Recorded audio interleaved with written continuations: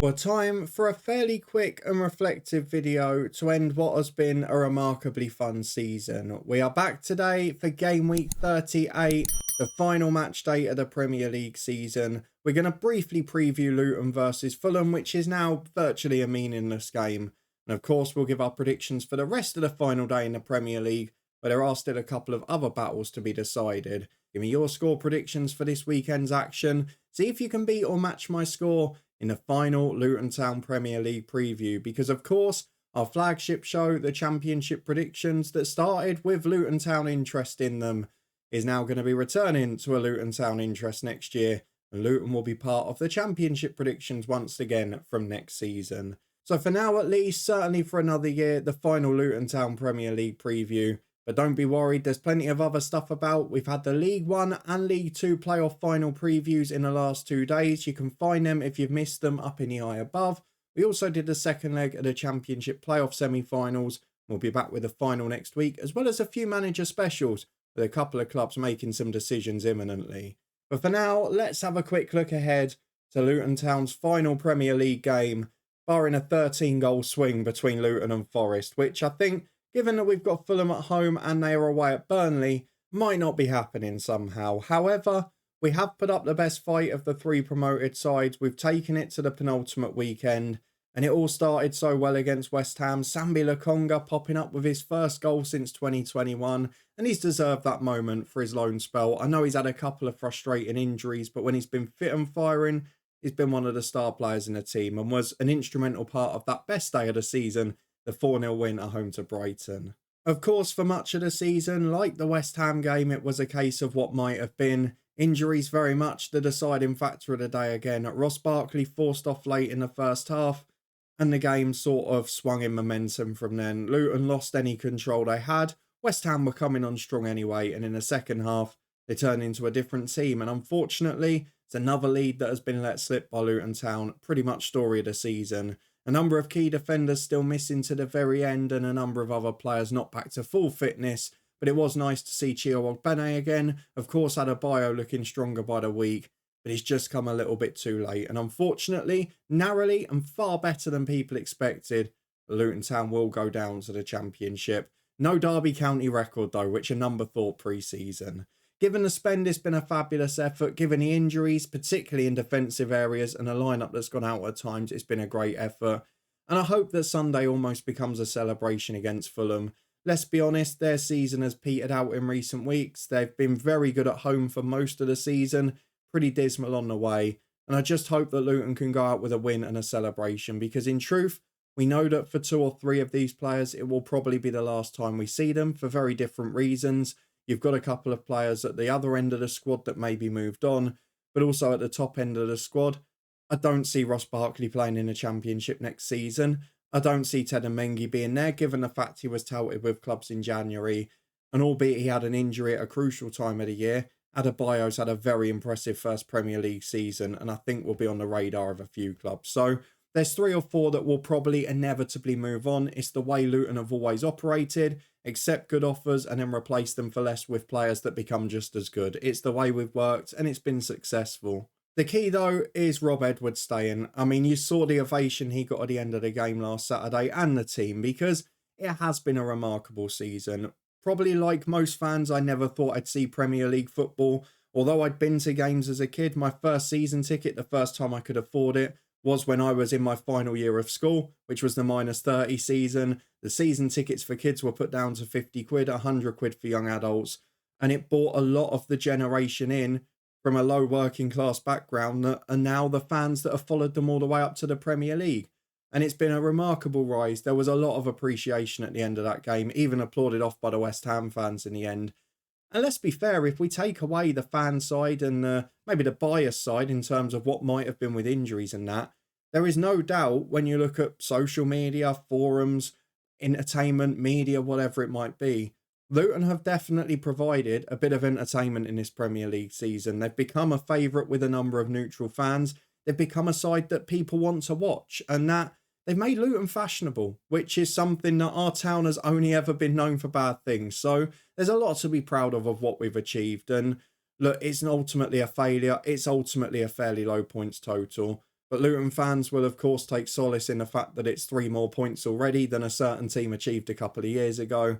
And it's more than Southampton got at the bottom last year, who are being lauded as one of the 4 greatest championship teams ever from this year. So there's a lot of perspective to be had.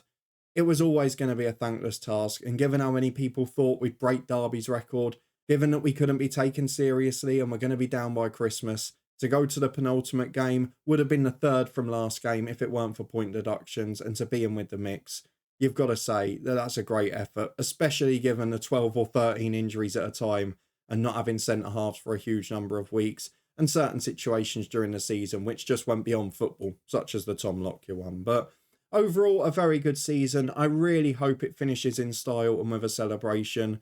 There is a good chance of that given Fulham's away record, and it's a shame because if it had got down to this game, I really felt we would have won it. But ultimately now we're going to have to win it about 11-0 and then hope Burnley do a job, which I still wouldn't fancy us if we won by 11, because that would still require Burnley to win by 2.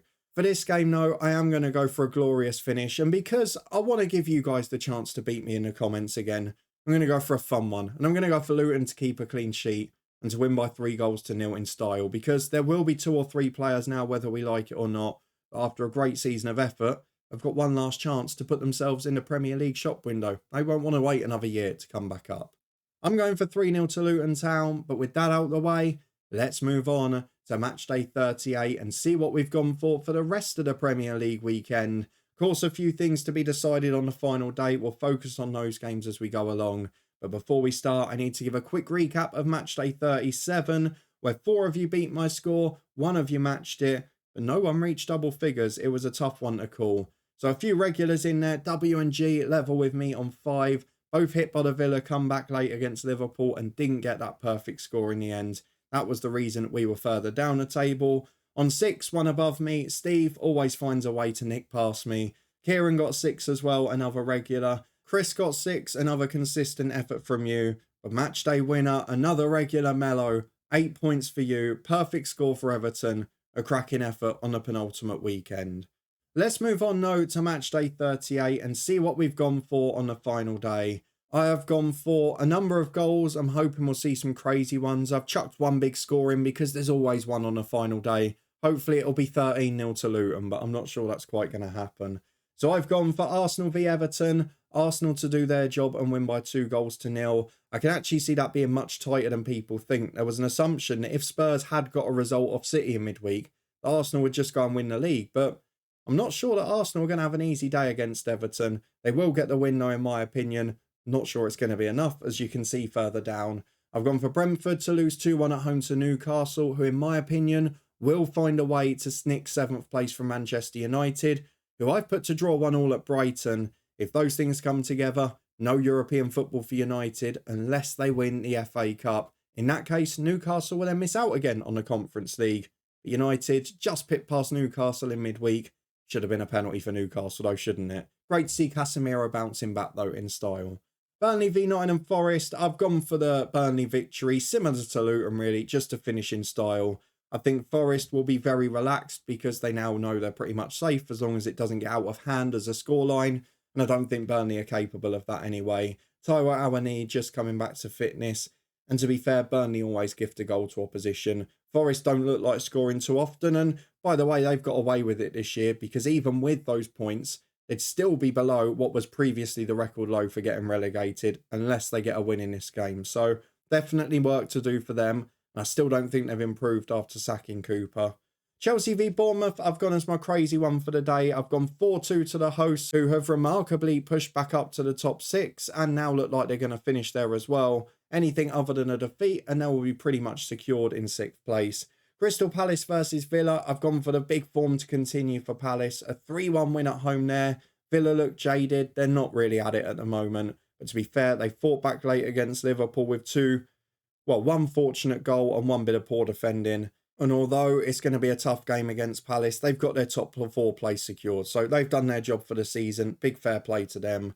Liverpool will send Jurgen Klopp off, not in style, but with a win. 2-1 at home to Wolves for me in that one. You know I've gone for the excitement of a 3-0 Luton win. I just want to see one final good day at the office. Hopefully we'll get that with the combination of Fulham's awful away form and us having one last game with no pressure on it.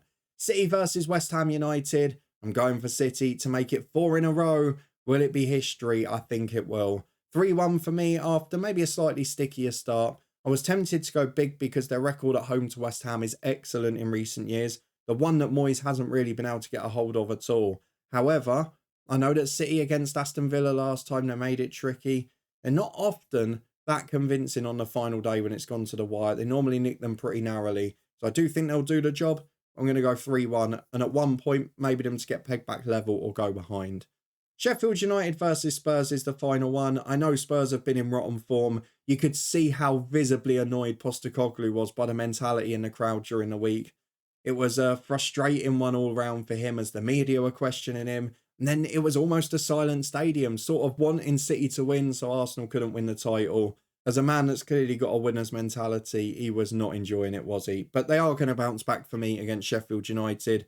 We'll be saying goodbye to a few good legends. I know it's been a bad season for them. There are some great servants who have been announced for release now. And I think they'll get the fitting send-off they deserve. So I'm going 3-1 Spurs. But it's not about the result now for Sheffield United.